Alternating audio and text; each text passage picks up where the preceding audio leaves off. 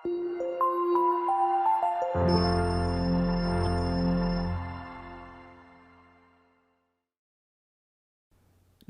ಸ್ನೇಹಿತರೆ, ಅಮೋಘ ವರ್ಷ ಕೋಚಿಂಗ್ ಸೆಂಟರ್ ಯೂಟ್ಯೂಬ್ ಚಾನಲ್ಗೆ ನಿಮಗೆಲ್ಲ ಸ್ವಾಗತ. ಇವತ್ತಿನ ಪ್ರಮುಖವಾದಂತಹ ಕರೆಂಟ್ ಅಫೇರ್ಸ್ ಟಾಪಿಕ್ಗಳನ್ನು ಡಿಸ್ಕಸ್ ಮಾಡೋಣ. ಇವತ್ತಿನ ಡಿಸ್ಕಷನನ್ನು ಪ್ರಾರಂಭ ಮಾಡೋದಕ್ಕಿಂತ ಮುಂಚೆ ಕಳೆದ ಸೆಷನ್ನಲ್ಲಿ ಕೇಳಲಾದಂತಹ ಪ್ರಶ್ನೆಯ ಸರಿಯಾದ ಉತ್ತರವನ್ನು ಮೊದಲು ತಿಳಿದುಕೊಳ್ಳೋಣ. ಪ್ರಶ್ನೆ: ಈ ಕೆಳಗಿನ ಯಾವ ವ್ಯಕ್ತಿಯ ಗೌರವಾರ್ಥವಾಗಿ ಅಥವಾ ಸ್ಮರಣಾರ್ಥವಾಗಿ ದೇಶದಾದ್ಯಂತ ಉತ್ತಮ ಆಡಳಿತ ದಿನವನ್ನು ಆಚರಿಸಲಾಗುತ್ತದೆ ಅಂತ ಪ್ರಶ್ನೆಯನ್ನು ಕೇಳಲಾಗಿತ್ತು.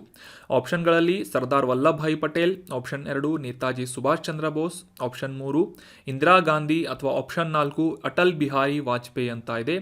ಇಮೇಜನ್ನು ಕೂಡ ಬದಲಾಯಿಸಲಾಗಿದೆ. ಸೊ ಸರಿಯಾದ ಉತ್ತರ ಆಪ್ಷನ್ 4 ಅಟಲ್ ಬಿಹಾರಿ ವಾಜಪೇಯಿ ಅವರ ಸ್ಮರಣಾರ್ಥವಾಗಿ ಮತ್ತು ಅವರು ನೀಡಿದಂತಹ ಕೊಡುಗೆಯನ್ನು ಸ್ಮರಿಸುವಂತಹ ಉದ್ದೇಶದಿಂದ ಉತ್ತಮ ಆಡಳಿತ ದಿನ ಅಂತ ದೇಶದಾದ್ಯಂತ ಪ್ರತಿ ವರ್ಷ ಡಿಸೆಂಬರ್ 25ರಂದು ಆಚರಿಸಲಾಗುತ್ತದೆ. ಮುಖ್ಯವಾಗಿ ಈ ಆಡಳಿತ ಸುಧಾರಣೆಯನ್ನು ಒಂದು ಉದ್ದೇಶವಾಗಿ ಇಟ್ಕೊಂಡು 2014ನೇ ಇಸವಿಯಿಂದ ಈ ಉತ್ತಮ ಆಡಳಿತ ದಿನ ಅಥವಾ ಗುಡ್ ಗವರ್ನೆನ್ಸ್ ಡೇ ಅನ್ನಾಗಿ ಪ್ರತಿ ವರ್ಷ ಡಿಸೆಂಬರ್ 25ರಂದು ಆಚರಿಸಲಾಗುತ್ತದೆ. ಈ ದಿನವನ್ನು ಅಟಲ್ ಬಿಹಾರಿ ವಾಜಪೇಯಿ ಅವರ ಸ್ಮರಣಾರ್ಥವಾಗಿ ಆಚರಿಸಲಾಗುತ್ತೆ ಅಂತ ತಿಳ್ಕೊಂಡ್ವಿ. ಅದೇ ರೀತಿಯಾಗಿ ಈ ಅಟಲ್ ಬಿಹಾರಿ ವಾಜಪೇಯಿ ಅವರ ಕುರಿತಾದಂತಹ ಕೆಲವೊಂದಿಷ್ಟು ಪ್ರಮುಖ ಮಾಹಿತಿಗಳನ್ನು ಕೂಡ ಈ ಒಂದು ಆರ್ಟಿಕಲ್ನಲ್ಲಿ ಡಿಸ್ಕಸ್ ಮಾಡೋಣ. ಮುಖ್ಯವಾಗಿ 1924 ಡಿಸೆಂಬರ್ 25ರಂದು ಮಧ್ಯಪ್ರದೇಶದ ಗ್ವಾಲಿಯರ್ನಲ್ಲಿ ಜನಿಸ್ತಾರೆ ಅಟಲ್ ಬಿಹಾರಿ ವಾಜಪೇಯಿ ಅವರು. ಇವರು ಭಾರತದ ಪ್ರಧಾನಿಯಾಗಿ 3 ಬಾರಿ ಆಯ್ಕೆಯಾಗಿ ಸೇವೆಯನ್ನು ಸಲ್ಲಿಸ್ತಾರೆ. ಇವರು 1996ರಲ್ಲಿ ಮೊದಲ ಬಾರಿಗೆ ರಾಷ್ಟ್ರದ ಪ್ರಧಾನಮಂತ್ರಿಯಾಗಿ ಆಯ್ಕೆಯಾದರೆ, ಎರಡನೇ ಬಾರಿಗೆ 1998ರಿಂದ 99ರವರೆಗೆ ಈ ಒಂದು ಪ್ರಧಾನಮಂತ್ರಿಯಾಗಿ ಸೇವೆಯನ್ನು ಸಲ್ಲಿಸ್ತಾರೆ. ನಂತರ 3ನೇ ಬಾರಿಗೆ ಅಕ್ಟೋಬರ್ 13ರಿಂದ 1999ಕ್ಕೆ ಈ 3ನೇ ಬಾರಿಗೆ ರಾಷ್ಟ್ರದ ಪ್ರಧಾನಮಂತ್ರಿಯಾಗಿ ಅಟಲ್ ಬಿಹಾರಿ ವಾಜಪೇಯಿ ಅವರು ಆಯ್ಕೆಯಾಗ್ತಾರೆ. ಸೊ ಇವರ ಒಂದು ಆಡಳಿತದ ಒಂದು ಸುಧಾರಣೆಯ ನಿಟ್ಟಿನಲ್ಲಿ ಕೆಲಸ ಮಾಡಿದಂತಹ ಸೇವೆಯನ್ನು ಗಮನದಲ್ಲಿಟ್ಟುಕೊಂಡು 2015 ಮಾರ್ಚ್ 27ರಂದು ಇವರಿಗೆ ಭಾರತ ರತ್ನ ಪ್ರಶಸ್ತಿಯನ್ನು ಕೂಡ ನೀಡಿ ಗೌರವಿಸಲಾಗುತ್ತದೆ. ನಂತರ 2014ರಲ್ಲಿ ಉತ್ತಮ ಆಡಳಿತ ದಿನ ಅಂತ ಇವರ ಸ್ಮರಣಾರ್ಥವಾಗಿ ಇವರ ಕೊಡುಗೆಯನ್ನು ಸ್ಮರಿಸುವಂತಹ ಉದ್ದೇಶದಿಂದ ಭಾರತದಲ್ಲಿ ಈ ಗುಡ್ ಗವರ್ನೆನ್ಸ್ ಡೇಯನ್ನು ಆಚರಿಸಲಾಗುತ್ತದೆ. ಆನ್ಸರ್ ಮಾಡಿದಂತಹ ಸ್ಟೂಡೆಂಟ್ಸ್ಗಳಿಗೆ ಕಂಗ್ರ್ಯಾಚುಲೇಷನ್ಸ್. ಇದೇ ರೀತಿ ಡಿಸ್ಕಷನ್ನಲ್ಲಿ ಭಾಗವಹಿಸ್ತಾ ಇರಿ. ನಿಮ್ಮ ಆನ್ಸರ್ಗಳನ್ನು ಕಮೆಂಟ್ ಬಾಕ್ಸ್ನಲ್ಲಿ ಕಮೆಂಟ್ ಮಾಡ್ತಾ ಇರಿ ಅಂತ ಹೇಳ್ತಾ ಇವತ್ತಿನ ಪ್ರಶ್ನೆಯನ್ನು ನೋಡೋಣ. ಈ ಹವಳಗಳಿಗೆ ಫೇಮಸ್ ಆದಂತಹ ಗ್ರೇಟ್ ಬ್ಯಾರಿಯರ್ ರೀಫ್, ಕೋರಾಲ್ಗಳು ಅಥವಾ ಹವಳಗಳು ಅಂತ ಏನು ಕರಿತೇವೆ. ಸೊ ಗ್ರೇಟ್ ಬ್ಯಾರಿಯರ್ ರೀಫ್ಗಳು ಎಲ್ಲಿವೆ ಅಂತ ನೀವು ಸಾಮಾನ್ಯವಾಗಿ ಭೂಗೋಳದಲ್ಲಿ ಓದಿರ್ತೀರಿ. ಸೊ ನಿಮಗೆ ಎಷ್ಟು ನೆನಪಿದೆ ಅಂತ ತಿಳ್ಕೊಳ್ಳೋಣ. ಆನ್ಸರನ್ನು ಕಮೆಂಟ್ ಬಾಕ್ಸ್ನಲ್ಲಿ ಕಮೆಂಟ್ ಮಾಡಬೇಕು. ಆಪ್ಷನ್ಗಳನ್ನು ಕೂಡ ನೀಡಲಾಗಿದ್ದು, ಈ ಗ್ರೇಟ್ ಬ್ಯಾರಿಯರ್ ರೀಫ್ಗಳು ಯುರೋಪ್ ಖಂಡದ ಪೂರ್ವ ಭಾಗದಲ್ಲಿದೆ ಅಂತ ಇದೆ, ಆಪ್ಷನ್ 2. ಆಸ್ಟ್ರೇಲಿಯಾ ಖಂಡದ ಈಶಾನ್ಯ ಭಾಗದಲ್ಲಿದೆ ಅಂತ ಇದೆ, ಆಪ್ಷನ್ 3. ಆಫ್ರಿಕಾ ಖಂಡದ ದಕ್ಷಿಣ ಭಾಗದಲ್ಲಿ ಇದೆ ಅಂತ ಇದೆ, ಅಥವಾ ಆಪ್ಷನ್ 4 ಈ ಗ್ರೇಟ್ ಬ್ಯಾರಿಯರ್ ರೀಫ್ಗಳು ಅಂಡಮಾನ್ ಮತ್ತು ನಿಕೋಬಾರ್ ಕರಾವಳಿ ಭಾಗದ ಹತ್ತಿರ ಇವೆ ಅಂತ ಇದೆ. ಸೊ ಈ ಇಮೇಜ್ನಲ್ಲಿ ಕೂಡ ನೋಡಬಹುದು ಯಾವ ರೀತಿಯಾಗಿ ಸುಂದರವಾದಂತಹ ಹವಳಗಳು ಕಂಡುಬರುವಂತಹ ಅತಿ ಹೆಚ್ಚಾಗಿ ಕಂಡುಬರುವಂತಹ ಗ್ರೇಟ್ ಬ್ಯಾರಿಯರ್ ರೀಫ್ ಎಲ್ಲಿದೆ ಅಂತ ಕಮೆಂಟ್ ಬಾಕ್ಸ್ನಲ್ಲಿ ಕಮೆಂಟ್ ಮಾಡಿ. ಮುಂದಿನ ಸೆಷನ್ನಲ್ಲಿ ಇದರ ಕರೆಕ್ಟ್ ಆನ್ಸರನ್ನು ತಿಳಿದುಕೊಳ್ಳೋಣ. ಇನ್ನು ಇವತ್ತಿನ ಆರ್ಟಿಕಲ್ಗೆ ಸಂಬಂಧಪಟ್ಟಂತಹ ಮೊದಲ ಪ್ರಶ್ನೆ ಏನು ಅಂತ ನೋಡೋದಾದರೆ, ಭಾರತ ಮತ್ತು ಫ್ರಾನ್ಸ್ ದೇಶಗಳ ಸೇನೆಗಳು ಜಂಟಿಯಾಗಿ ನಿರ್ವಹಿಸುವಂತಹ ಈ ಫ್ರಿಂಜೆಕ್ಸ್ ಅನ್ನುವ ಮಿಲಿಟರಿ ವ್ಯಾಯಾಮವನ್ನು ಭಾರತದಲ್ಲಿ ಎಲ್ಲಿ ಆಯೋಜನೆ ಮಾಡಲಾಗಿದೆ 2023ರಲ್ಲಿ ಅಂತ ಪ್ರಶ್ನೆ ಇದೆ. ಆಪ್ಷನ್ 1 ಹಿಮಾಚಲ ಪ್ರದೇಶದ ಧರ್ಮಶಾಲಾದಲ್ಲಿ, ಆಪ್ಷನ್ 2 ವಿಶಾಖಪಟ್ಟಣಂನಲ್ಲಿ, ಅಥವಾ ಆಪ್ಷನ್ 3 ತಿರುವನಂತಪುರಂನಲ್ಲಿ, ಅಥವಾ ಆಪ್ಷನ್ 4 ಚೆನ್ನೈನಲ್ಲಿ ಅಂತ ಇದೆ. ಸರಿಯಾದ ಉತ್ತರ ಕೇರಳದ ತಿರುವನಂತಪುರಂನಲ್ಲಿ, ಆಪ್ಷನ್ 3 ತಿರುವನಂತಪುರಂನಲ್ಲಿ ಈ ಫ್ರಾನ್ಸ್ ಮತ್ತು ಭಾರತ ದೇಶಗಳ ಸೈನಿಕರ ಒಂದು ಜಂಟಿ ಯುದ್ಧ ವ್ಯಾಯಾಮ ಫ್ರಿಂಜೆಕ್ಸ್ ಅನ್ನುವ ಹೆಸರಿನಲ್ಲಿ ಆಯೋಜನೆ ಮಾಡಲಾಗ್ತಾ ಇದೆ. So option 3 Thiruvananthapuram is right answer. ಕಾಂಟೆಕ್ಸ್ಟನ್ನು ಅರ್ಥ ಮಾಡ್ಕೊಳ್ಳೋದಾದರೆ ಪ್ರಶ್ನೆಯಲ್ಲೇ ಡಿಸ್ಕಸ್ ಮಾಡಿದ ಹಾಗೆ ಈ ಫ್ರಾನ್ಸ್ ಮತ್ತು ಭಾರತ ದೇಶದ ಈ ಜಂಟಿ ಸಮರಾಭ್ಯಾಸವಾದಂತಹ ಫ್ರಿಂಜೆಕ್ಸ್ 23 ಅಂದರೆ 2023ರ ಆವೃತ್ತಿಯನ್ನು ಕೇರಳದ ತಿರುವನಂತಪುರಂನಲ್ಲಿ ಆಯೋಜನೆ ಮಾಡಲಾಗ್ತಾ ಇದೆ ಅಂತ ಒಂದು ಕಾಂಟೆಕ್ಸ್ಟಿಂದ ಅಥವಾ ನ್ಯೂಸ್ನಲ್ಲಿ ಬಂದಿತ್ತು. ಸೊ ಹೀಗಾಗಿ ಈ ಫ್ರಿಂಜೆಕ್ಸ್ ಅನ್ನುವ ಈ ಯುದ್ಧ ವ್ಯಾಯಾಮದ ಕುರಿತಾದಂತಹ ಕೆಲವೊಂದಿಷ್ಟು ಪ್ರಮುಖ ಮಾಹಿತಿಗಳನ್ನು ಡಿಸ್ಕಸ್ ಮಾಡೋಣ. ಅಷ್ಟೇ ಅಲ್ಲದೆ ಭಾರತ ಮತ್ತು ಫ್ರಾನ್ಸ್ ದೇಶಗಳ ನಡುವೆ ನಡೆಸಲಾಗುವಂತಹ ಇತರ ಸಮರಾಭ್ಯಾಸದ ಕುರಿತಾಗಿ ಕೂಡ ಈ ಒಂದು ಆರ್ಟಿಕಲ್ನಲ್ಲಿ ತಿಳಿದುಕೊಳ್ಳೋಣ. ಮೊದಲನೇದಾಗಿ ಈ 2023 ಈ ಫ್ರಿಂಜೆಕ್ಸ್ ಅನ್ನುವ ಎಕ್ಸಸೈಸ್ ಏನಿದೆ, ಮುಖ್ಯವಾಗಿ ಭಾರತ ಮತ್ತು ಫ್ರೆಂಚ್ ದೇಶಗಳ ಸೇನೆಯ ನಡುವೆ ನಡೀತಾ ಇರುವಂತಹ ಈ ಬಟಾಲಿಯನ್ನ ಕಮಾಂಡರ್ ಅಡಿಯಲ್ಲಿ ನಡೀತಾ ಇರುವಂತಹ ಮೊದಲ ಯುದ್ಧ ವ್ಯಾಯಾಮ ಆಗಿದೆ. ಫ್ರಿಂಜೆಕ್ಸ್ ಅನ್ನುವ ಯುದ್ಧ ವ್ಯಾಯಾಮ, ಇದನ್ನು ಭಾರತದಲ್ಲಿ ಮೊದಲ ಬಾರಿಗೆ ಆಯೋಜನೆ ಮಾಡಲಾಗ್ತಾ ಇದೆ. ಸೊ ಈ ಫ್ರಿಂಜೆಕ್ಸ್ ಅನ್ನುವ ಈ ಯುದ್ಧ ವ್ಯಾಯಾಮದ ಮುಖ್ಯ ಉದ್ದೇಶ ಏನು ಅಂತ ತಿಳ್ಕೊಳ್ಳೋದಾದರೆ, ಫ್ರಾನ್ಸ್ ಮತ್ತು ಭಾರತ ದೇಶಗಳ ಸೈನಿಕರ ನಡುವೆ ಒಂದು ಇಂಟರ್ಆಪರೇಬಿಲಿಟಿ ಅಥವಾ ಪರಸ್ಪರ ಕಾರ್ಯಸಾಧ್ಯತೆಯನ್ನು ಇಂಪ್ರೂವ್ ಮಾಡುವಂತಹ ನಿಟ್ಟಿನಲ್ಲಿ ಮತ್ತು ಈ ಎರಡೂ ಸೈನ್ಯಗಳ ನಡುವೆ ಸಮನ್ವಯತೆ ಮತ್ತು ಕೋಆಪರೇಷನನ್ನು ಇಂಪ್ರೂವ್ ಮಾಡುವಂತಹ ಒಂದು ಉದ್ದೇಶವನ್ನು ಇಟ್ಕೊಂಡು ಈ ಸ್ಟ್ರಾಟಜಿಕಲ್ ಲೆವೆಲ್ನಲ್ಲಿ ಫ್ರಿಂಜೆಕ್ಸ್ ಅನ್ನುವ ಎಕ್ಸಸೈಸನ್ನು ಕಂಡಕ್ಟ್ ಮಾಡಲಾಗ್ತಾ ಇದೆ. ಇನ್ನು 2023 ಈ ಒಂದು ಮೊದಲನೇ ಬಾರಿಗೆ ಆಯೋಜನೆ ಆಗ್ತಾ ಇರುವಂತಹ ಫ್ರಿಂಜೆಕ್ಸ್ ಎಕ್ಸಸೈಸ್ನ ಥೀಮ್ ಏನು ಅಂತ ತಿಳ್ಕೊಳ್ಳೋದಾದರೆ, ಮುಖ್ಯವಾಗಿ 2023 ಈ ಮಾನವೀಯ ನೆರವು ಅಥವಾ ಈ ಹ್ಯುಮನಿಟೇರಿಯನ್ ಅಸಿಸ್ಟೆನ್ಸ್ ಮತ್ತು ಡಿಸಾಸ್ಟರ್ ರಿಲೀಫ್ ಅನ್ನುವ ಎರಡು ಮುಖ್ಯವಾದಂತಹ ವಿಷಯಗಳನ್ನು ಗಮನದಲ್ಲಿಟ್ಟುಕೊಂಡು ಸ್ಪರ್ಧಾತ್ಮಕ ಪರಿಸರದಲ್ಲಿ ಮಾನವೀಯ ನೆರವು ಮತ್ತು ವಿಪತ್ತು ಪರಿಹಾರ ಅನ್ನುವ ಈ ಒಂದು ಕಾರ್ಯಾಚರಣೆಯ ಒಂದು ಯುದ್ಧ ವ್ಯಾಯಾಮವನ್ನು ಈ ಫ್ರಿಂಜೆಕ್ಸ್ ಅನ್ನುವ ಹೆಸರಿನಲ್ಲಿ ಭಾರತ ಮತ್ತು ಫ್ರಾನ್ಸ್ ದೇಶಗಳ ಎರಡೂ ಸೈನಿಕರ ನಡುವೆ ನಡೆಸಲಾಗ್ತಾ ಇದೆ. ಸೊ ಇದೇ ರೀತಿಯಾಗಿ ಭಾರತ ಮತ್ತು ಫ್ರಾನ್ಸ್ ದೇಶಗಳ ನಡುವೆ ನಡೆಯುವಂತಹ ಇತರ ಮಿಲಿಟರಿ ವ್ಯಾಯಾಮಗಳು ಯಾವುವು ಅಂತ ತಿಳ್ಕೊಳ್ಳೋದಾದರೆ, ಈ ಎರಡೂ ವಾಯುಪಡೆಗಳ ನಡುವೆ ನಡೆಯುವಂತಹ ಗರುಡ ಅನ್ನುವ ಯುದ್ಧ ವ್ಯಾಯಾಮ ಮತ್ತು ಈ ಎರಡೂ ದೇಶದ ನೌಕಾಪಡೆಗಳ ನಡುವೆ ನಡೆಯುವಂತಹ ವರುಣ ಅನ್ನುವ ಯುದ್ಧ ವ್ಯಾಯಾಮ ಮತ್ತು ಭಾರತ ಮತ್ತು ಫ್ರಾನ್ಸ್ ದೇಶದ ಭೂಸೇನೆಗಳ ನಡುವೆ ನಡೆಯುವಂತಹ ಶಕ್ತಿ ಅನ್ನುವ ಯುದ್ಧ ವ್ಯಾಯಾಮ, ಈ ರೀತಿಯಾದಂತಹ 3 ಪ್ರಮುಖವಾದಂತಹ ಯುದ್ಧ ವ್ಯಾಯಾಮಗಳನ್ನು ಮತ್ತು ಫ್ರಿಂಜೆಕ್ಸ್ ಅನ್ನುವ ಯುದ್ಧ ವ್ಯಾಯಾಮವನ್ನು ಭಾರತ ಫ್ರಾನ್ಸ್ ದೇಶದೊಂದಿಗೆ ನಡೆಸುತ್ತದೆ. ಇನ್ನು ಮುಂದಿನ ಆರ್ಟಿಕಲ್ಗೆ ಸಂಬಂಧಪಟ್ಟಂತಹ ಪ್ರಶ್ನೆಯನ್ನು ನೋಡೋದಾದರೆ, ಈ ನಾಸಾ ಆರಂಭಿಸಿದಂತಹ ಡಾರ್ಟ್ ಅನ್ನುವ ಮಿಷನ್ನ ಮುಖ್ಯ ಉದ್ದೇಶ ಏನು ಅಂತ ಗುರುತಿಸಬೇಕಾಗಿದೆ. ಡಾರ್ಟ್ ಅನ್ನುವ ಒಂದು ಬಾಹ್ಯಾಕಾಶ ಮಿಷನ್ ಇದು. ಸೊ ಇದರ ಉದ್ದೇಶ ಏನು ಅಂತ ಈ ಒಂದು ಪ್ರಶ್ನೆಯನ್ನು ಉತ್ತರವನ್ನು ತಿಳ್ಕೊಳ್ಳೋದ್ರ ಮೂಲಕ ಅರ್ಥ ಮಾಡ್ಕೊಳ್ಳೋಣ. ಮೊದಲೇದಾಗಿ ಈ ಒಂದು ಪ್ರಶ್ನೆ ಮತ್ತು ಆಪ್ಷನ್ಗಳನ್ನು ನೋಡಿದ ಮೇಲೆ 1-2-3 ಸೆಕೆಂಡ್ ಪಾಸ್ ಮಾಡಿ, ಅದಾದ ನಂತರ ಆಪ್ಷನ್ ಮತ್ತು ಕ್ವಶನನ್ನು ಕರೆಕ್ಟಾಗಿ ಅರ್ಥ ಮಾಡ್ಕೊಂಡಾದರೆ ನಂತರ ಈ ಒಂದು ವಿಡಿಯೋವನ್ನು ರೆಸ್ಯೂಮ್ ಮಾಡಿ ನಂತರ ಆನ್ಸರನ್ನು ತೆಗೆದುಕೊಳ್ಳಿ. ಸೊ ಮೊದಲನೇ ಆಪ್ಷನ್ನಲ್ಲಿ ಈ ಡಾರ್ಟ್ ಅನ್ನುವ ಮಿಷನ್ನ ಮುಖ್ಯ ಉದ್ದೇಶ ಶನಿ ಗ್ರಹವನ್ನು ಅನ್ವೇಷಣೆ ಮಾಡುವುದಾಗಿದೆ ಅಂತ ಇದೆ. ಆಪ್ಷನ್ 2, ಚಂದ್ರನ ಮೇಲ್ಮೈಯಲ್ಲಿ ಮೃದುವಾದಂತಹ ಇಳಿಯುವಿಕೆ ಅಥವಾ ಸಾಫ್ಟ್ ಲ್ಯಾಂಡಿಂಗನ್ನು ಮಾಡುವಂತಹ ಉದ್ದೇಶವನ್ನು ಡಾರ್ಟ್ ಮಿಷನ್ ಹೊಂದಿದೆ ಅಂತ ಇದೆ. ಆಪ್ಷನ್ 3, ಈ ಡಾರ್ಟ್ ಮಿಷನ್ನ ಮುಖ್ಯ ಉದ್ದೇಶ ಕ್ಷುದ್ರ ಗ್ರಹವನ್ನು ಡಿಕ್ಕಿ ಹೊಡೆದು ಅದರ ದಿಕ್ಕನ್ನು ತಿರುಗಿಸುವುದಾಗಿದೆ ಅಂತ ಇದೆ. ಆಪ್ಷನ್ 4, ಈ ಕ್ಷುದ್ರ ಗ್ರಹದ ಗಾತ್ರವನ್ನು ಅಳೆಯುವ ಉದ್ದೇಶವನ್ನು ಡಾರ್ಟ್ ಅನ್ನುವ ಬಾಹ್ಯಾಕಾಶ ಮಿಷನ್ ಹೊಂದಿದೆ ಅಂತ ಇದೆ. ಸೊ ಸರಿಯಾದ ಉತ್ತರ ಆಪ್ಷನ್ 3, ಈ ಕ್ಷುದ್ರ ಗ್ರಹವನ್ನು ಡಿಕ್ಕಿ ಹೊಡೆಯುವುದಷ್ಟೇ ಅಲ್ಲದೆ ಅದರ ದಿಕ್ಕನ್ನು ಬದಲಾಯಿಸುವಂತಹ ಒಂದು ಉದ್ದೇಶವನ್ನು ಡಾರ್ಟ್ ಅನ್ನುವ ಮಿಷನ್ ಅನ್ನುವ ಈ ಒಂದು ಹೆಸರಿನಿಂದ ನಾಸಾದಿಂದ ಉಡಾವಣೆ ಮಾಡಲಾಗಿತ್ತು. ಸೊ ಕಾಂಟೆಕ್ಸ್ಟನ್ನು ಅರ್ಥ ಮಾಡ್ಕೊಳ್ಳೋದಾದರೆ, ಇತ್ತೀಚೆಗೆ ಈ ಡಾರ್ಟ್ ಅನ್ನುವ ಮಿಷನ್ ಈ ಕ್ಷುದ್ರ ಗ್ರಹಕ್ಕೆ ಡಿಕ್ಕಿಯನ್ನು ಹೊಡೆದಿತ್ತು. ಯಾವಾಗ ಅಂತಂದರೆ ಸೆಪ್ಟೆಂಬರ್ ಅಥವಾ ಅಕ್ಟೋಬರ್ನಲ್ಲಿ ಈ ಒಂದು ಮಿಷನ್ ಏನಿದೆ ಅಥವಾ ಈ ಒಂದು ಬಾಹ್ಯಾಕಾಶ ನೌಕೆ ಏನಿದೆ ಒಂದು ಕ್ಷುದ್ರ ಗ್ರಹಕ್ಕೆ ಡಿಕ್ಕಿಯನ್ನು ಹೊಡೆದಿತ್ತು. ಸೊ ಆ ಒಂದು ಡಿಕ್ಕಿಯನ್ನು ಹೊಡೆದಂತಹ ಪರಿಣಾಮ ಏನಾಯಿತು ಅಂತ ಸ್ಟಡಿ ಮಾಡಿದಂತಹ ನಾಸಾದ ವಿಜ್ಞಾನಿಗಳು ಆ ಒಂದು ಅನಾಲಿಸಿಸ್ ಮಾಡಿದಂತಹ ಇನ್ಫಾರ್ಮೇಷನನ್ನು ಪಬ್ಲಿಕ್ನಲ್ಲಿ ಬಹಿರಂಗಪಡಿಸಿದ್ದಾರೆ ಅಥವಾ ಪಬ್ಲಿಷ್ ಮಾಡಿದ್ದಾರೆ ಅಂತ ನ್ಯೂಸ್ನಲ್ಲಿ ಬಂದಿತ್ತು. ಸೊ ಹೀಗಾಗಿ ಡಾರ್ಟ್ ಅನ್ನುವ ಮಿಷನ್ ಯಾವ ರೀತಿಯಾಗಿ ಕೆಲಸ ಮಾಡಿತ್ತು ಮತ್ತು ಅದರ ಒಂದು ಪರಿಣಾಮ ಏನು ಅಂತ ಈ ಒಂದು ಆರ್ಟಿಕಲ್ನಲ್ಲಿ ಮುಖ್ಯವಾಗಿ ಅಂಡರ್ಸ್ಟ್ಯಾಂಡ್ ಮಾಡ್ಕೊಳ್ಳೋಣ. ಅದಕ್ಕಿಂತ ಮುಂಚೆ exam point of view important ಏನು ಅಂತಂದರೆ, ಡಾರ್ಟ್ ಮಿಷನನ್ನು ಲಾಂಚ್ ಮಾಡಿದಂತಹ ಸಂಸ್ಥೆ ಯಾವುದು ಅಂತ ನೆನ್ಪಿಟ್ಕೊಳ್ಳಿ. ನಾಸಾ, ಅಮೆರಿಕಾದ ಬಾಹ್ಯಾಕಾಶ ಸಂಶೋಧನಾ ಸಂಸ್ಥೆಯಾದಂತಹ ನಾಸಾದಿಂದ ಈ ಡಾರ್ಟ್ ಅನ್ನೋ ಮಿಷನನ್ನು ಲಾಂಚ್ ಮಾಡಲಾಗಿತ್ತು. So double asteroid redirection test ಅನ್ನುವ ಒಂದು ಉದ್ದೇಶವನ್ನು, ಮುಖ್ಯವಾಗಿ ಈ ಕ್ಷುದ್ರ ಗ್ರಹಕ್ಕೆ ಡಿಕ್ಕಿ ಹೊಡೆಸುವಂತಹ ಮತ್ತು ಅದರ ಒಂದು ಚಲನೆಯನ್ನು ಬದಲಾವಣೆ ಮಾಡುವಂತಹ ಉದ್ದೇಶವನ್ನು ಈ ಮಿಷನ್ ಹೊಂದಿತ್ತು. ಸೊ ಈ ಡಾರ್ಟ್ ಮಿಷನ್ ಬಗ್ಗೆ ಇನ್ನೂ ಹೆಚ್ಚಿನ ಮಾಹಿತಿಗಳನ್ನು ಮತ್ತು ಇದರ ಕಾರ್ಯವೈಖರಿಯನ್ನು ತಿಳ್ಕೊಳ್ಳೋದಾದರೆ, ಇದು ಸಿಂಪಲ್ ಕೈನೆಟಿಕ್ಸ್ ಇಂಪ್ಯಾಕ್ಟರ್ ಅಥವಾ ಈ ಕೈನೆಟಿಕ್ ಇಂಪ್ಯಾಕ್ಟರ್ ಅಂತ ಒಂದು ಟೆಕ್ನಿಕ್ಕನ್ನು ಬಳಸುವುದರ ಮೂಲಕ ಈ ಒಂದು ಇಮೇಜ್ನಲ್ಲಿ ಕೂಡ ನೋಡ್ಬೋದು. ಡಿಡಿಮೋಸ್ ಅನ್ನುವ ಕ್ಷುದ್ರಗ್ರಹ, ಸಾಮಾನ್ಯವಾಗಿ ಕ್ಷುದ್ರಗ್ರಹಗಳನ್ನು ಎಲ್ಲಿ ಕಾಣಲಾಗುತ್ತೆ ಅಂತ ಕಮೆಂಟ್ ಬಾಕ್ಸ್ನಲ್ಲಿ ಕಮೆಂಟ್ ಮಾಡಿ.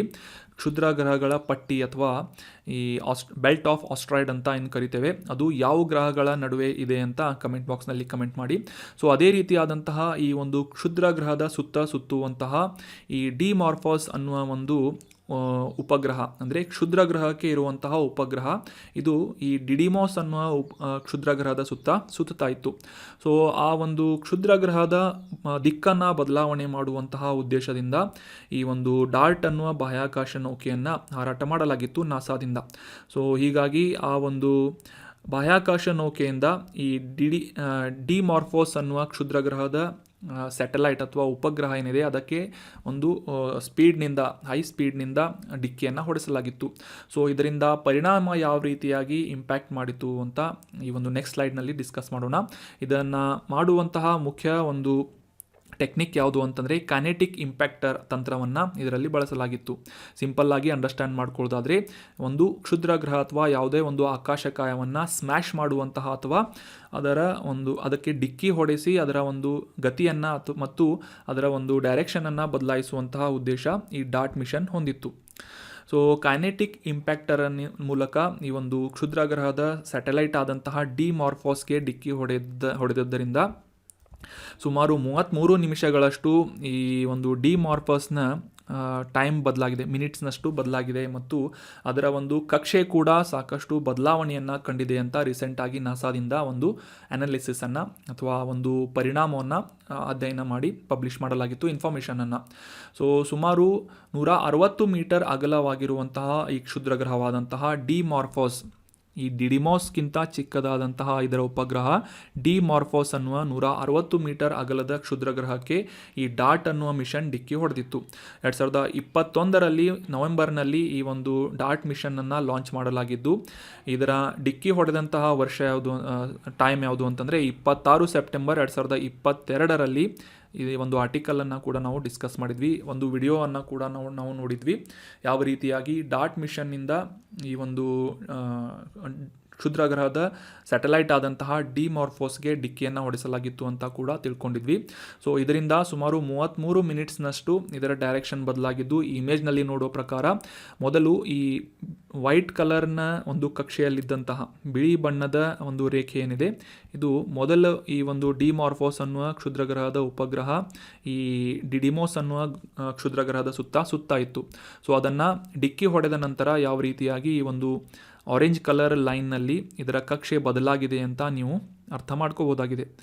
ಸೊ ಇನ್ನು ಈ ರೀತಿಯಾದಂತಹ ಒಂದು ಡಿಕ್ಕಿ ಹೊಡೆಸಿ ಆ ಒಂದು ನೌಕೆಯನ್ನು ವೇಸ್ಟ್ ಮಾಡುವಂತಹ ಕೆಲಸ ನಾಸಾದಿಂದ ಯಾಕೆ ಮಾಡಲಾಗ್ತಾ ಇದೆ ಅಂತ ಇದರ ಮುಖ್ಯ ಉದ್ದೇಶವನ್ನು ತಿಳ್ಕೊಳ್ಳೋದಾದರೆ, ಸೊ ಯಾವುದೇ ರೀತಿಯಾಗಿ ಕ್ಷುದ್ರಗ್ರಹಗಳು ಭೂಮಿಯತ್ತ ಸಾಗುವಂತಹ ಒಂದು ನಿಟ್ಟಿನಲ್ಲಿ ಇದ್ದರೆ, ಅಂದರೆ ಭೂಮಿಯ ಗುರುತ್ವಾಕರ್ಷಣೆಯ ಬಲದಿಂದ ಆಕರ್ಷಿತವಾದಂತಹ ಯಾವುದೇ ಒಂದು ಕ್ಷುದ್ರಗ್ರಹ ಭೂಮಿಯ ಡೈರೆಕ್ಷನ್ನಲ್ಲಿ ಅಥವಾ ಭೂಮಿಯ ಪಥದಲ್ಲಿ ಬರ್ತಾ ಇದ್ದರೆ ಭೂಮಿಗೆ ಅದು ಅಪ್ಪಳಿಸಿ ಭೂಮಿಗೆ ಸಾಕಷ್ಟು ಹಾನಿ ಮಾಡುವಂತಹ ಒಂದು ಸಾಧ್ಯತೆಗಳು ಇರುತ್ತವೆ. ಸೊ ಹೀಗಾಗಿ ಈ ರೀತಿಯಾದಂತಹ ಎಕ್ಸ್ಪೆರಿಮೆಂಟ್ಸ್ಗಳನ್ನು, ಈ ಡಾರ್ಟ್ ಅನ್ನೋ ಮಿಷನ್ನಂತಹ ಎಕ್ಸ್ಪೆರಿಮೆಂಟ್ಸ್ಗಳನ್ನು ಕಂಡಕ್ಟ್ ಮಾಡ್ತಾ ಇದ್ದರೆ ಭೂಮಿಯತ್ತ ಬರುತ್ತಿರುವಂತಹ ಕ್ಷುದ್ರಗ್ರಹ ಆಗಿರ್ಬೋದು ಅಥವಾ ಇತರ ಯಾವುದೇ ಆಕಾಶಕಾಯ ಆಗಿರ್ಬೋದು, ಅದರ ಒಂದು ಪಥವನ್ನು ಬದಲಿಸುವಂತಹ ಎಕ್ಸ್ಪೆರಿಮೆಂಟ್ಗಳನ್ನು ಮಾಡಿ ಯಶಸ್ವಿಯಾಗುವುದರಿಂದ ನಮ್ಮ ಭೂಮಿಯನ್ನು ಸಂರಕ್ಷಿಸುವಂತಹ ಡಿಫೆನ್ಸ್ ಮೆಕ್ಯಾನಿಸಮನ್ನು ಎಸ್ಟಾಬ್ಲಿಷ್ ಮಾಡುವಂತಹ ಮುಖ್ಯ ಉದ್ದೇಶ ಈ ನಾಸಾದ ವಿಜ್ಞಾನಿಗಳು ಹೊಂದಿದ್ದಾರೆ. ಸೊ ಇದು ಮಾನವೀಯ ಇತಿಹಾಸದಲ್ಲಿ ಮೊದಲ ಬಾರಿಗೆ ಬಾಹ್ಯಾಕಾಶದಲ್ಲಿರುವಂತಹ ಆಕಾಶಕಾಯಕ್ಕೆ ಡಿಕ್ಕಿಯನ್ನು ಹೊಡೆಸಿದಂತಹ ಮೊದಲ ನೌಕೆ ಡಾರ್ಟ್ ಅನ್ನೋ ಮಿಷನ್ ಆಗಿದೆ. So that was about detail information of DART mission. ಇನ್ನು ಮುಂದಿನ ಆರ್ಟಿಕಲ್ಗೆ ಸಂಬಂಧಪಟ್ಟಂತಹ ಪ್ರಶ್ನೆಯನ್ನು ನೋಡೋದಾದರೆ, bureau of Indian standards BIS ಅಂತ ನೀವೆಲ್ಲ ಓದಿರ್ತೀರಿ. ಸೊ ಈ ಒಂದು BIS ಆ್ಯಕ್ಟನ್ನು ಯಾವ ವರ್ಷದಲ್ಲಿ ಜಾರಿಗೊಳಿಸಲಾಯಿತು ಅಂತ ಪ್ರಶ್ನೆ ಇದೆ. ಆಪ್ಷನ್ಗಳಲ್ಲಿ 1999, ಆಪ್ಷನ್ 2 2004, ಆಪ್ಷನ್ 3 2016 ಅಥವಾ ಆಪ್ಷನ್ 4 2019 ಅಂತ ಇದೆ. ಸೊ ಸರಿಯಾದ ಉತ್ತರ ಆಪ್ಷನ್ 3 2016ನೇ ಇಸವಿಯಲ್ಲಿ BIS ಆ್ಯಕ್ಟ್ ಅಥವಾ ಬ್ಯೂರೋ ಆಫ್ ಇಂಡಿಯನ್ ಸ್ಟ್ಯಾಂಡರ್ಡ್ಸ್ ಆ್ಯಕ್ಟನ್ನು ಜಾರಿಗೊಳಿಸಲಾಗಿತ್ತು. ರೀಸೆಂಟಾಗಿ BIS ನ್ಯೂಸ್ನಲ್ಲಿ ಯಾಕೆ ಇತ್ತು ಅಂತ ಕಾಂಟೆಕ್ಸ್ಟನ್ನು ಅರ್ಥ ಮಾಡ್ಕೊಳ್ಳೋದಾದರೆ, ಇತ್ತೀಚೆಗೆ ನಮ್ಮ ಕೇಂದ್ರ ಗ್ರಾಹಕ ವ್ಯವಹಾರಗಳ ಸಚಿವಾಲಯ ಅಥವಾ ಮಿನಿಸ್ಟ್ರಿ ಆಫ್ ಕನ್ಸ್ಯೂಮರ್ ಅಫೇರ್ಸ್ನಿಂದ ಈ ಏಪ್ರಿಲ್ 1, 2023 ಎಲ್ಲ ಚಿನ್ನಾಭರಣ ಮಾರಾಟ ಮಾಡುವಂತಹ ಈ ಉದ್ಯಮಿಗಳೇನಿರ್ತಾರೆ ಅಥವಾ ಮಾರಾಟ ಮಾಡುವಂತಹ ಮರ್ಚೆಂಟ್ಸ್ಗಳೇನಿರ್ತಾರೆ, ಸೊ ಅವರು ಕಂಪಲ್ಸರಿಯಾಗಿ ಈ ಒಂದು ಆಭರಣದ ಮೇಲೆ ಈ ಯುನೀಕ್ ಐಡೆಂಟಿಫಿಕೇಷನ್ ಕೋಡನ್ನು, ಅಂತಂದರೆ ಹಾಲ್ ಮಾರ್ಕ್ನ ವಿಶಿಷ್ಟ ಗುರುತು ಅಥವಾ ಹಾಲ್ ಮಾರ್ಕ್ ಯುನೀಕ್ ಐಡೆಂಟಿಫಿಕೇಷನ್, ಈ ಒಂದು ಕೋಡನ್ನು ಕಡ್ಡಾಯವಾಗಿ ಮೆನ್ಷನ್ ಮಾಡಬೇಕು ಏಪ್ರಿಲ್ 1 ಅಂತ ಈ ಒಂದು ಇನ್ಫಾರ್ಮೇಷನನ್ನು ಪಬ್ಲಿಷ್ ಮಾಡಲಾಗಿದೆ. ಸೊ ಹೀಗಾಗಿ ಈ ಹಾಲ್ ಮಾರ್ಕ್ ವಿಶಿಷ್ಟ ಗುರುತು ಅಥವಾ ಹಾಲ್ ಮಾರ್ಕ್ ಯುನೀಕ್ ಐಡೆಂಟಿಫಿಕೇಷನ್ ಬಗ್ಗೆ, ಈ ಒಂದು ಕೋಡ್ ಬಗ್ಗೆ ಸಂಬಂಧಪಟ್ಟಂತಹ ಕೆಲವೊಂದಿಷ್ಟು ಪ್ರಮುಖ ಮಾಹಿತಿಗಳನ್ನು ಈ ಒಂದು ಆರ್ಟಿಕಲ್ನಲ್ಲಿ ಡಿಸ್ಕಸ್ ಮಾಡೋಣ. ಸೊ ಈ ಹಾಲ್ ಮಾರ್ಕ್ ಮತ್ತು BISಗೆ ಸಂಬಂಧಪಟ್ಟಂತಹ ಕ್ವಶನ್ಗಳನ್ನು ಆಲ್ರೆಡಿ ಎಕ್ಸಾಮ್ಗಳಲ್ಲಿ ಕೇಳಲಾಗಿದೆ. UPSCಯಲ್ಲೂ ಕೂಡ ಈ ಒಂದು ಇನ್ಫಾರ್ಮೇಷನನ್ನು ಅಥವಾ ಪ್ರಿಲಿಮ್ಸ್ ಕ್ವಶನನ್ನು ಕೇಳಲಾಗಿತ್ತು. ಸೊ ಹೀಗಾಗಿ ಈ KPSCಯಲ್ಲೂ ಕೂಡ ಈ ರೀತಿಯಾದಂತಹ ಪ್ರಶ್ನೆಗಳನ್ನು ಕೇಳುವಂತಹ ಸಾಧ್ಯತೆಗಳು ಇರುವುದರಿಂದ ಈ ಹಾಲ್ ಮಾರ್ಕ್ ಮತ್ತು BIS ಕುರಿತಾದಂತಹ ಪ್ರಮುಖ ಮಾಹಿತಿಗಳನ್ನು ಡಿಸ್ಕಸ್ ಮಾಡೋಣ. ಮುಖ್ಯವಾಗಿ ಈಗ ಡಿಸ್ಕಸ್ ಮಾಡಲಾದಂತಹ ಈ ಹಾಲ್ ಮಾರ್ಕ್ ವಿಶಿಷ್ಟ ಗುರುತಿನ ಕೋಡ್ ಬಗ್ಗೆ ತಿಳ್ಕೊಳ್ಳೋದಾದರೆ, ಇದು ಸಂಖ್ಯೆ ಮತ್ತು ಅಕ್ಷರಗಳನ್ನು ಒಳಗೊಂಡಂತಹ ಅಲ್ಫಾಬೆಟಿಕ್ಸ್ ಮತ್ತು ಈ ನಂಬರ್ಗಳನ್ನು ಒಳಗೊಂಡಂತಹ 6 ಅಂಕಿಯ ಅಲ್ಫಾ ನ್ಯೂಮರಿಕ್ ಕೋಡ್ ಆಗಿದೆ. ಈ ಒಂದು ಇಮೇಜ್ನಲ್ಲಿ ಕೂಡ ನೋಡ್ಬೋದು ಯಾವ ರೀತಿಯಾಗಿ ಆಭರಣದ ಮೇಲೆ ಸಾಮಾನ್ಯವಾಗಿ ನಾವು ಈ BIS ಹಾಲ್ ಮಾರ್ಕನ್ನು ಗಮನಿಸ್ತೇವೆ. ನಂತರ ಈ ಒಂದು ಪ್ಯೂರಿಟಿ ಆಫ್ ಗೋಲ್ಡ್ ಅಥವಾ ಈ ಆಭರಣದ ಪರಿಶುದ್ಧತೆ ಎಷ್ಟಿದೆ, for example 24 carrot, 22 carrot, 18 carrot, ಈ ರೀತಿಯಾಗಿ ಎಷ್ಟು ಕ್ಯಾರೆಟ್ ಅಥವಾ ಪ್ಯೂರಿಟಿಯನ್ನು ಆ ಗೋಲ್ಡ್ ಬಂಗಾರ ಚಿನ್ನ ಹೊಂದಿದೆ ಅಂತ ನೋಡ್ತೇವೆ. ಸೊ ಅದಾದ ನಂತರ ಇಲ್ಲಿ ಸಂಖ್ಯೆಗಳನ್ನು ಕೂಡ ಮೆನ್ಷನ್ ಮಾಡಲಾಗಿರುತ್ತೆ. ಇವುಗಳನ್ನು ಹಾಲ್ ಮಾರ್ಕ್ ಯುನೀಕ್ ಐಡೆಂಟಿಫಿಕೇಷನ್ ನಂಬರ್ ಅಂತ ಗುರುತಿಸಲಾಗುತ್ತದೆ. ಸೊ ಸದ್ಯಕ್ಕೆ 6 ಅಂಕಿಗಳ ಈ ಒಂದು ಹಾಲ್ ಮಾರ್ಕನ್ನು, ವಿಶಿಷ್ಟ ಗುರುತಿನ ಒಂದು ಕೋಡನ್ನು ಕಂಪಲ್ಸರಿಯಾಗಿ ಏಪ್ರಿಲ್ನಿಂದ ಮೆನ್ಷನ್ ಮಾಡಬೇಕು ಅಂತ ಈ ಗ್ರಾಹಕ ವ್ಯವಹಾರಗಳ ಸಚಿವಾಲಯದಿಂದ ಒಂದು ಮ್ಯಾಂಡೇಟ್ರಿ ಗೈಡ್ಲೈನ್ಸನ್ನು ಪಬ್ಲಿಷ್ ಮಾಡಲಾಗಿದೆ. ಈ ಒಂದು BIS ಹಾಲ್ ಮಾರ್ಕ್ಗಳನ್ನು ಕಂಪಲ್ಸರಿಯಾಗಿ ಪ್ರತಿ ಆಭರಣದ ಮೇಲೂ ಮೆನ್ಷನ್ ಮಾಡಬೇಕು ಮತ್ತು ಪ್ರತಿ ಆಭರಣದ ಮೇಲೆ ಪ್ರಿಂಟ್ ಮಾಡಲಾದಂತಹ ಈ ಒಂದು ನಂಬರ್ ಏನಿರುತ್ತೆ ಅದು ವಿಶಿಷ್ಟವಾಗಿರುತ್ತೆ, ಅಂದರೆ ಯುನೀಕ್ ಆಗಿರುತ್ತೆ. ಒಂದು ಆಭರಣದ ಮೇಲೆ ಇರುವಂತಹ ನಂಬರ್ ಇನ್ನೊಂದು ಆಭರಣದ ಮೇಲೆ ಇರುವುದಿಲ್ಲ. ಸೊ ಅಷ್ಟೇ ಅಲ್ಲದೆ ಈ ಒಂದು ಅನನ್ಯ ಸಂಖ್ಯೆಯನ್ನು ಮೌಲ್ಯಮಾಪನ ಮಾಡುವಂತಹ ಮತ್ತು ಈ ಹಾಲ್ ಮಾರ್ಕಿಂಗ್ ಮಾಡುವಂತಹ ಕೇಂದ್ರಗಳಲ್ಲಿ ಈ ಆಭರಣದ ಮೇಲೆ ಹಸ್ತಚಾಲಿತವಾದಂತಹ ಸ್ಟ್ಯಾಂಪ್ಗಳನ್ನು ಮುದ್ರಣೆ ಮಾಡುವಂತಹ ಅವಕಾಶವನ್ನು ಕೂಡ ನೀಡಲಾಗಿರುತ್ತದೆ. ಇದಕ್ಕಿಂತ ಮುಂಚೆ ಈ ಹಾಲ್ ಮಾರ್ಕ್ ವಿಶಿಷ್ಟ ಗುರುತನ್ನು 4 ಅಂಕಿಗಳಿಗೆ ಸೀಮಿತಗೊಳಿಸಲಾಗಿತ್ತು. ಆದರೆ ಸದ್ಯಕ್ಕೆ ಮಾರ್ಕೆಟ್ನಲ್ಲಿ 4 ಅಥವಾ 6 ಅಂಕಿಗಳ ಈ ಒಂದು ಐಡೆಂಟಿಫಿಕೇಷನ್ ಕೋಡನ್ನು ಪ್ರಿಂಟ್ ಮಾಡಲಾಗ್ತಾ ಇತ್ತು. ಆದರೆ ಏಪ್ರಿಲ್ 1 ಕಂಪಲ್ಸರಿಯಾಗಿ 6 ಅಂಕಿಗಳ ಈ ಅಲ್ಫಾ ನ್ಯೂಮರಿಕ್ ಕೋಡ್ಗಳನ್ನು ಮೆನ್ಷನ್ ಮಾಡಬೇಕು ಅಂತ ಕೇಂದ್ರ ಸರ್ಕಾರದಿಂದ ನಿರ್ಧಾರ ಮಾಡಲಾಗಿದೆ. ಸೊ ಆಲ್ರೆಡಿ ಇಮೇಜ್ನಲ್ಲಿ ಡಿಸ್ಕಸ್ ಮಾಡಲಾದ ಹಾಗೆ ಯಾವುದೇ ಒಂದು ಆಭರಣದ ಮೇಲೆ ಈ BIS ಲೋಗೋ ಮತ್ತು ಅದರ ಎಷ್ಟು ಕ್ಯಾರೆಟ್ನ ಅಥವಾ ಅದರ ಪರಿಶುದ್ಧತೆ ಎಷ್ಟಿದೆ ಅಂತ ಒಂದು ಇನ್ಫಾರ್ಮೇಷನ್ ಮೆನ್ಷನ್ ಮಾಡಲಾಗುತ್ತೆ. ಮತ್ತು ಈ 6 ಅಂಕಿಯ ಅಲ್ಫಾ ನ್ಯೂಮರಿಕ್ ಕೋಡನ್ನು ಕೂಡ ಈ 3 ಚಿಹ್ನೆಗಳನ್ನು ಕಂಪಲ್ಸರಿಯಾಗಿ ಪ್ರತಿ ಆಭರಣದ ಮೇಲೂ ಮೆನ್ಷನ್ ಮಾಡಬೇಕು ಅಂತ ಒಂದು ಇನ್ಫಾರ್ಮೇಷನನ್ನು ಅಥವಾ ಗೈಡ್ಲೈನ್ಸನ್ನು ಪ್ರಕಟಿಸಲಾಗಿದೆ. ಅಷ್ಟೇ ಅಲ್ಲದೆ ಯಾವುದೇ ಒಂದು ಆಭರಣದ ಈ ಹಾಲ್ ಮಾರ್ಕ್ ಸಂಬಂಧಿತವಾದಂತಹ ಮಾಹಿತಿಯನ್ನು ವೆರಿಫೈ ಮಾಡಬೇಕು ಅಂತಂದರೆ BIS ಕೇರ್ ಅನ್ನುವ ಒಂದು ಅಪ್ಲಿಕೇಶನನ್ನು ಬಳಸುವುದರ ಮೂಲಕ ಈ HUID ಅಥವಾ ಹಾಲ್ ಮಾರ್ಕ್ ವಿಶಿಷ್ಟ ಗುರುತನ್ನು ವೆರಿಫೈ ಮಾಡುವಂತಹ, ಆಭರಣದ ದೃಢೀಕರಣ ಮಾಡುವಂತಹ ಪರಿಶೀಲನೆಯನ್ನು ನೀವು ಮಾಡ್ಬೋದಾಗಿದೆ ಈ ಒಂದು ಅಪ್ಲಿಕೇಶನನ್ನು ಬಳಸುವುದರ ಮೂಲಕ. ಸೊ BIS ಬಗ್ಗೆ ಸಾಕಷ್ಟು ಮಾಹಿತಿಗಳನ್ನು ಡಿಸ್ಕಸ್ ಮಾಡಿದ್ವಿ. ಸೊ ಹೀಗಾಗಿ ಈ ಒಂದು ಸಂಸ್ಥೆಯ ಕುರಿತಾದಂತಹ GKಗೆ ಸಂಬಂಧಪಟ್ಟಂತಹ ಕೆಲವೊಂದಿಷ್ಟು ಮಾಹಿತಿಗಳನ್ನು ಕೂಡ ಈ ಒಂದು ಆರ್ಟಿಕಲ್ನಲ್ಲಿ ಡಿಸ್ಕಸ್ ಮಾಡೋಣ. ಪ್ರಶ್ನೆಯಲ್ಲಿ ಡಿಸ್ಕಸ್ ಮಾಡಲಾದ ಹಾಗೆ ಬ್ಯೂರೋ ಆಫ್ ಇಂಡಿಯನ್ ಸ್ಟ್ಯಾಂಡರ್ಡ್ಸ್ ಅಥವಾ ಈ ಒಂದು BIS ಅನ್ನುವ ಕಾಯ್ದೆಯನ್ನು 2016ರಲ್ಲಿ ರಾಷ್ಟ್ರೀಯ ಮಾನದಂಡಗಳ ಸಂಸ್ಥೆಯನ್ನಾಗಿ ಈ ಒಂದು BIS ಅನ್ನುವ ಸಂಸ್ಥೆಯನ್ನು ಜಾರಿಗೊಳಿಸಲಾಗಿತ್ತು ಈ ಒಂದು ಆ್ಯಕ್ಟ್ನ ಅಡಿಯಲ್ಲಿ. ಸೊ ಈ ಗ್ರಾಹಕರ ವ್ಯವಹಾರಗಳು ಮತ್ತು ಆಹಾರ ಮತ್ತು ಸಾರ್ವಜನಿಕ ವಿತರಣಾ ಸಚಿವಾಲಯದ ಅಡಿಯಲ್ಲಿ ಕಾರ್ಯನಿರ್ವಹಿಸುವಂತಹ ಈ ಬ್ಯೂರೋ ಆಫ್ ಇಂಡಿಯನ್ ಸ್ಟ್ಯಾಂಡರ್ಡ್ಸ್, ಇದರ ಸ್ಥಾಪನೆಯ ಮುಖ್ಯ ಉದ್ದೇಶ ಏನು ಅಂತಂದರೆ ದೇಶದಾದ್ಯಂತ ಈ ಪ್ರಮಾಣೀಕರಣ ಅಥವಾ ಸರ್ಟಿಫಿಕೇಷನ್ಗೆ ಸಂಬಂಧಪಟ್ಟಂತಹ ಈ ಆ್ಯಕ್ಟಿವಿಟೀಸ್ಗಳಲ್ಲಿ ಹಾರ್ಮೋನಿಯನ್ನು ತರುವಂತಹ ಉದ್ದೇಶ. ಫಾರ್ ಎಕ್ಸಾಂಪಲ್, ಈಗ ಒಬ್ಬ ಜ್ಯುವೆಲರಿ ಅಂಗಡಿಯಲ್ಲಿ ಹೋದರೆ ಒಂದು ಬೇರೆ ಸ್ಟ್ಯಾಂಡರ್ಡ್ ಇರುತ್ತೆ. ಅದೇ ರೀತಿಯಾಗಿ ಅದೇ ಒಂದು 22 ಕ್ಯಾರೆಟ್ನ ಗೋಲ್ಡ್ ಇನ್ನೊಬ್ಬರ ಅಂಗಡಿಗೆ ಹೋದರೆ, ಜ್ಯುವೆಲರಿಗೆ ಹೋದರೆ ಅಲ್ಲಿ ಡಿಫ್ರೆಂಟ್ ಆಗಿರುತ್ತೆ. ಸೊ ಹೀಗಾಗಿ ಒಂದು ವೇರಿಯೇಷನನ್ನು ಕಡಿಮೆ ಮಾಡುವಂತಹ ನಿಟ್ಟಿನಲ್ಲಿ ಒಂದೇ ರೀತಿಯಾದಂತಹ ಒಂದು ಸ್ಟ್ಯಾಂಡರ್ಡನ್ನು ಸೆಟ್ ಮಾಡುವಂತಹ ಒಂದು ಉದ್ದೇಶದಿಂದ ಬ್ಯೂರೋ ಆಫ್ ಇಂಡಿಯನ್ ಸ್ಟ್ಯಾಂಡರ್ಡನ್ನು 2016ರಲ್ಲಿ ಸ್ಥಾಪನೆ ಮಾಡಲಾಗಿತ್ತು. ಅಷ್ಟೇ ಅಲ್ಲದೆ ಈ ಸರಕುಗಳಾಗಿರ್ಬೋದು, ಇತರ ಆರ್ಟಿಕಲ್ಗಳ ಗುಣಮಟ್ಟವನ್ನು, ಅದರ ಒಂದು ಎನ್ಶೋರಿಟಿಯನ್ನು ಮೇಂಟೈನ್ ಮಾಡುವಂತಹ ಉದ್ದೇಶವನ್ನು ಕೂಡ ಈ BIS ಸ್ಥಾಪನೆ ಹೊಂದಿದೆ. ಇಂಟರ್ನ್ಯಾಷನಲ್ ಆರ್ಗನೈಸೇಷನ್ ಫಾರ್ ಸ್ಟ್ಯಾಂಡರ್ಡೈಸೇಷನ್ ಮತ್ತು ಇಂಟರ್ನ್ಯಾಷನಲ್ ಎಲೆಕ್ಟ್ರೋಟೆಕ್ನಿಕಲ್ ಕಮಿಷನ್ನಲ್ಲಿ ಈ BIS ಭಾರತವನ್ನು ಪ್ರತಿನಿಧಿಸುವಂತಹ ಪ್ರಮುಖವಾದಂತಹ ಸಂಸ್ಥೆಯಾಗಿದೆ. 2016ರಲ್ಲಿ ಇದನ್ನು ಸ್ಥಾಪನೆ ಮಾಡಲಾಗಿತ್ತು. So that was about detail information of bureau of Indian standards and hallmark identification number. ಇನ್ನು ಮುಂದಿನ ಆರ್ಟಿಕಲ್ಗೆ ಸಂಬಂಧಪಟ್ಟಂತಹ ಪ್ರಶ್ನೆಯನ್ನು ನೋಡೋದಾದರೆ, ಇತ್ತೀಚೆಗೆ ಕೆರ್ಮಾಡಿಕ್ ದ್ವೀಪಗಳಲ್ಲಿ ಭೂಕಂಪ ಸಂಭವಿಸಿತ್ತು. ಸೊ ಹೀಗಾಗಿ ಈ ಕೆರ್ಮಾಡಿಕ್ ಅನ್ನುವ ದ್ವೀಪಗಳು ನ್ಯೂಸ್ನಲ್ಲಿರುವುದರಿಂದ ಈ ದ್ವೀಪಗಳು ಎಲ್ಲಿ ಲೊಕೇಟ್ ಆಗಿವೆ ಅಂತ ಇದರ ಮ್ಯಾಪಿಂಗ್ ಇಂಪಾರ್ಟೆಂಟ್ ಆಗುತ್ತೆ ನಮಗೆ exam point of view. So ಹೀಗಾಗಿ ಇದನ್ನು ಈ ಒಂದು ಆರ್ಟಿಕಲ್ನಲ್ಲಿ ಡೀಟೇಲ್ ಆಗಿ ತಿಳಿದುಕೊಳ್ಳೋಣ. ಮೊದಲಿಗೆ ಈ ಒಂದು ಪ್ರಶ್ನೆಯ ಉತ್ತರವನ್ನು ತಿಳಿದುಕೊಳ್ಳೋದಾದರೆ, ಆಪ್ಷನ್ 1, ಈ ಕೆರ್ಮಾಡಿಕ್ ದ್ವೀಪಗಳು, ಐಲ್ಯಾಂಡ್ಗಳು ಅಟ್ಲಾಂಟಿಕ್ ಮಹಾಸಾಗರದಲ್ಲಿವೆ ಅಂತ ಆಪ್ಷನ್ 1 ಇದೆ. ಆಪ್ಷನ್ 2, ಪೆಸಿಫಿಕ್ ಸಾಗರದಲ್ಲಿ ಇದೆ ಅಂತ ಇದೆ. ಆಪ್ಷನ್ 3, ದಕ್ಷಿಣ ಚೀನಾ ಸಮುದ್ರದಲ್ಲಿ ಕೆರ್ಮಾಡಿಕ್ ದ್ವೀಪಗಳಿವೆ ಅಂತ ಇದೆ. ಆಪ್ಷನ್ 4, ಹಿಂದೂ ಮಹಾಸಾಗರ ಅಂತ ಇದೆ. ಸೊ ಸರಿಯಾದ ಉತ್ತರ ಆಪ್ಷನ್ 2, ಪೆಸಿಫಿಕ್ ಮಹಾಸಾಗರದಲ್ಲಿ ಈ ಕೆರ್ಮಾಡಿಕ್ ಐಲ್ಯಾಂಡ್ಗಳು ಲೊಕೇಟ್ ಆಗಿವೆ. Option 2 is right answer. So ಕಾಂಟೆಕ್ಸ್ಟನ್ನು ಆಲ್ರೆಡಿ ಡಿಸ್ಕಸ್ ಮಾಡಿದ ಹಾಗೆ ಇತ್ತೀಚೆಗೆ ನ್ಯೂಜಿಲೆಂಡ್ನ ಈಶಾನ್ಯ ಭಾಗದಲ್ಲಿರುವಂತಹ ಈ ಕೆರ್ಮಾಡಿಕ್ ದ್ವೀಪಗಳಲ್ಲಿ ಸುಮಾರು 6.9 ಮ್ಯಾಗ್ನಿಟ್ಯೂಡ್ ಇರುವಂತಹ ಅಷ್ಟು ತೀವ್ರತೆಯನ್ನು ಹೊಂದಿದಂತಹ ಭೂಕಂಪ ಸಂಭವಿಸಿತ್ತು ಅಂತ ನ್ಯೂಸ್ನಲ್ಲಿ ಬಂದಿತ್ತು. ಸೊ ಹೀಗಾಗಿ ಈ ಕೆರ್ಮಾಡಿಕ್ ದ್ವೀಪಗಳ ಕುರಿತಾದಂತಹ ಕೆಲವೊಂದಿಷ್ಟು ಪ್ರಮುಖ ಮಾಹಿತಿಗಳನ್ನು ಈಗ ಡಿಸ್ಕಸ್ ಮಾಡೋಣ. ಇದರ ಲೊಕೇಶನನ್ನು ಎಕ್ಸಾಕ್ಟಾಗಿ ತಿಳ್ಕೊಳ್ಳೋದಾದರೆ, ಪೆಸಿಫಿಕ್ ಮಹಾಸಾಗರದಲ್ಲಿ ಈ ಆಸ್ಟ್ರೇಲಿಯಾದ ಪೂರ್ವ ಭಾಗದಲ್ಲಿ, ಅಥವಾ ಎಕ್ಸಾಕ್ಟ್ ಆಗಿ ತಿಳ್ಕೊಳ್ಳೋದಾದರೆ ಈ ನ್ಯೂಜಿಲೆಂಡ್ನ ಈಶಾನ್ಯ ಭಾಗದಲ್ಲಿ ಸುಮಾರು 1000 ಕಿಲೋಮೀಟರ್ಗಳಷ್ಟು ದೂರದಲ್ಲಿ ಕಂಡುಬರುವಂತಹ ಪ್ರಮುಖ ದ್ವೀಪಗಳ ಸಮೂಹ ಕೆರ್ಮಾಡಿಕ್ ದ್ವೀಪಗಳಾಗಿ ಗುರುತಿಸಿಕೊಳ್ಳುತ್ತದೆ. ಇತ್ತೀಚೆಗೆ ಇಲ್ಲಿ 6.9 ತೀವ್ರತೆಯನ್ನು ಹೊಂದಿದಂತಹ ಭೂಕಂಪ ಸಂಭವಿಸಿದೆ ಅಂತ ನ್ಯೂಸ್ನಲ್ಲಿ ಬಂದಿತ್ತು.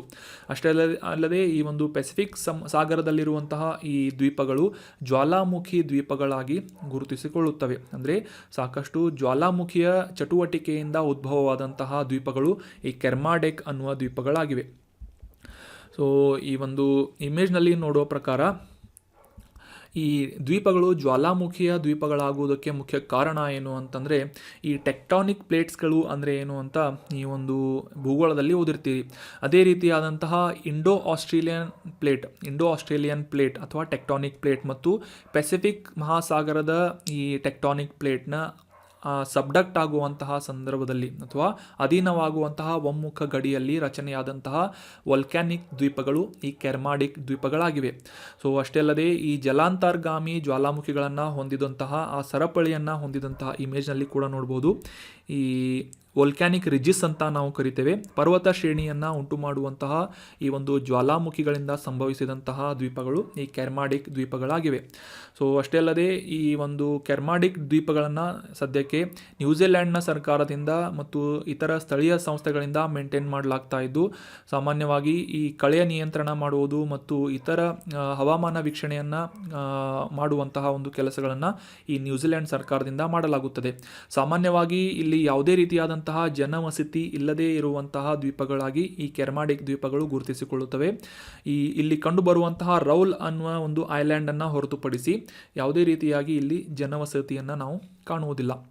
ಇಲ್ಲಿ ಸಾಮಾನ್ಯವಾಗಿ ಕಂಡುಬರುವಂತಹ ಹವಾಮಾನ ಯಾವುದು ಅಂತಂದರೆ ಸಬ್ ಟ್ರಾಪಿಕಲ್ ಅಥವಾ ಉಪೋಷ್ಣ ವಲಯದ ಈ ಒಂದು ಹವಾಮಾನವನ್ನು ಈ ಒಂದು ದ್ವೀಪಗಳಲ್ಲಿ ನಾವು ಕಾಣಬಹುದಾಗಿದೆ. ಸೊ ಸಾಕಷ್ಟು ಸಿಸ್ಮಿಕ್ ಆ್ಯಕ್ಟಿವಿಟೀಸ್ಗಳನ್ನು ಅಥವಾ ಭೂಕಂಪನಾತ್ಮಕವಾದಂತಹ ಚಟುವಟಿಕೆಗಳನ್ನು ಹೊಂದಿದಂತಹ ದ್ವೀಪ ಈ ಕೆರ್ಮಾಡಿಕ್ ದ್ವೀಪಗಳ ಸಮೂಹ ಆಗಿದೆ. So that was about detail information of Kermadec ದ್ವೀಪಗಳು. ಇನ್ನು ಮುಂದಿನ ಆರ್ಟಿಕಲ್ಗೆ ಸಂಬಂಧಪಟ್ಟಂತಹ ಪ್ರಶ್ನೆಯನ್ನು ನೋಡೋದಾದರೆ, ಈ ಪ್ರಸಿದ್ಧವಾದಂತಹ ರಾಷ್ಟ್ರೀಯ ಉದ್ಯಾನವನ ಸುಲ್ತಾನ್ಪುರ್ ಅನ್ನುವ ರಾಷ್ಟ್ರೀಯ ಉದ್ಯಾನವನ ಯಾವ ರಾಜ್ಯದಲ್ಲಿದೆ ಅಂತ ಗುರುತಿಸಬೇಕಾಗಿದೆ. ಸೊ ಆಪ್ಷನ್ಗಳಲ್ಲಿ ಪಂಜಾಬ್, ಆಪ್ಷನ್ 2 ಹರಿಯಾಣ, ಆಪ್ಷನ್ 3 ರಾಜಸ್ಥಾನ್ ಅಥವಾ ಆಪ್ಷನ್ 4 ಮಧ್ಯಪ್ರದೇಶ ಅಂತ ಇದೆ. ಸರಿಯಾದ ಉತ್ತರ ಆಪ್ಷನ್ 2 ಹರಿಯಾಣ ರಾಜ್ಯದಲ್ಲಿ ಈ ಸುಲ್ತಾನ್ಪುರ್ ಅನ್ನುವ ರಾಷ್ಟ್ರೀಯ ಉದ್ಯಾನವನ ಲೊಕೇಟ್ ಆಗಿದೆ. Option 2 is right answer. ಮೊದಲಿಗೆ ಕಾಂಟೆಕ್ಸ್ಟನ್ನು ಅರ್ಥ ಮಾಡ್ಕೊಳ್ಳೋದಾದರೆ ಸುಲ್ತಾನ್ಪುರ್ ರಾಷ್ಟ್ರೀಯ ಉದ್ಯಾನವನ ನ್ಯೂಸ್ನಲ್ಲಿ ಯಾಕೆ ಇತ್ತು ಅಂತ ತಿಳ್ಕೊಳ್ಳೋದಾದರೆ ಭಾರತದ 75 ರಾಮ್ಸಾರ್ ತಾಣಗಳಲ್ಲಿ ವಿಶೇಷವಾಗಿ ಅಥವಾ ಒಂದಾಗಿ ಗುರುತಿಸಿಕೊಳ್ಳುವಂತಹ ಈ ಸುಲ್ತಾನ್ಪುರ್ ನ್ಯಾಷನಲ್ ಪಾರ್ಕ್ಗೆ ಇತ್ತೀಚೆಗೆ G20 ಪ್ರತಿನಿಧಿಗಳಿಂದ ಭೇಟಿಯನ್ನು ನೀಡಲಾಗಿತ್ತು. ಸೊ ಹೀಗಾಗಿ ಸುಲ್ತಾನ್ಪುರ್ ರಾಷ್ಟ್ರೀಯ ಉದ್ಯಾನವನ ನ್ಯೂಸ್ನಲ್ಲಿ ಬರುವುದರಿಂದ ನಮಗೆ exam point of view important ಆಗುತ್ತೆ, ಇದರ ಲೊಕೇಶನ್ ಕೂಡ ಇಂಪಾರ್ಟೆಂಟ್ ಆಗುತ್ತೆ. ಆಗಲೇ ಡಿಸ್ಕಸ್ ಮಾಡಿದ ಹಾಗೆ ಹರಿಯಾಣ ರಾಜ್ಯದ ಗುರ್ಗಾಂವ್ ಜಿಲ್ಲೆಯಲ್ಲಿ ಈ ಸುಲ್ತಾನ್ಪುರ್ ರಾಷ್ಟ್ರೀಯ ಉದ್ಯಾನವನ ಲೊಕೇಟ್ ಆಗಿದೆ. ಸಾಕಷ್ಟು ರೀತಿಯಾದಂತಹ ಪಕ್ಷಿಗಳನ್ನು ಹೊಂದಿದಂತಹ ಈ ಒಂದು ವೆಟ್ಲ್ಯಾಂಡ್ನಲ್ಲಿ ಇದನ್ನು ಮುಂಚೆ ಸುಲ್ತಾನ್ಪುರ್ ಪಕ್ಷಿಧಾಮ ಅಥವಾ ಬರ್ಡ್ ಸ್ಯಾಂಕ್ಚುರಿ ಅಂತ ಕೂಡ ಗುರುತಿಸಲಾಗ್ತಾ ಇದ್ದು. ಸುಮಾರು 1.4 ಕಿಲೋಮೀಟರ್ 4 ಚದರ ಕಿಲೋಮೀಟರ್ಗಳಷ್ಟು ವಿಸ್ತೀರ್ಣದಲ್ಲಿ ಹರಡಿಕೊಂಡಿರುವಂತಹ ಈ ಜೌಗು ಪ್ರದೇಶವಾಗಿ ಸುಲ್ತಾನ್ಪುರ್ ರಾಷ್ಟ್ರೀಯ ಉದ್ಯಾನವನ ಗುರುತಿಸಿಕೊಳ್ಳುತ್ತದೆ.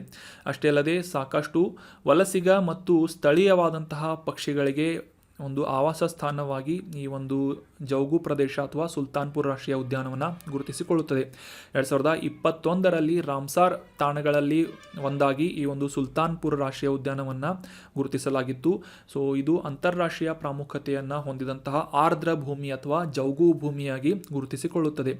ಇಲ್ಲಿ ಸಾಮಾನ್ಯವಾಗಿ ನಾವು ಉಷ್ಣವಲಯದ ಪತನಶೀಲ ಅಥವಾ ಎಲೆ ಉದುರುವಂತಹ ಗಿಡಗಳನ್ನು ಕಾಣಬಹುದಾಗಿದ್ದು ಅಲ್ಲಿ ಕಂಡುಬರುವಂತಹ ಇತರ ಸಸ್ಯವರ್ಗಗಳು ಮತ್ತು ಮರಗಳು ಯಾವುವು ಅಂತಂದರೆ ಹುಲ್ಲುಗಳು, ಧೋಕ್ ಅನ್ನುವ ಮರ, ಖೈರ್, ಟೆಂಡು, ಬೇರ್, ಜಾಮೂನ್, ಆಲದ ಮರ, ಬೇವು, ಬೆರ್ಬಿರೆಸ್, ಅಕೇಶಿಯಾ ನಿಲೋಟಿಕಾ ಮತ್ತು ಅಕೇಶಿಯಾ ಟೋರ್ಟಿಲಿಸ್ ಅನ್ನುವ ಈ ರೀತಿಯಾದಂತಹ ವಿಶೇಷ ಪ್ರಭೇದದ ಮರಗಳನ್ನು ಗಿಡಗಳನ್ನು ಈ ಸುಲ್ತಾನ್ಪುರ್ ರಾಷ್ಟ್ರೀಯ ಉದ್ಯಾನವನದಲ್ಲಿ ನಾವು ಕಾಣಬಹುದಾಗಿದೆ.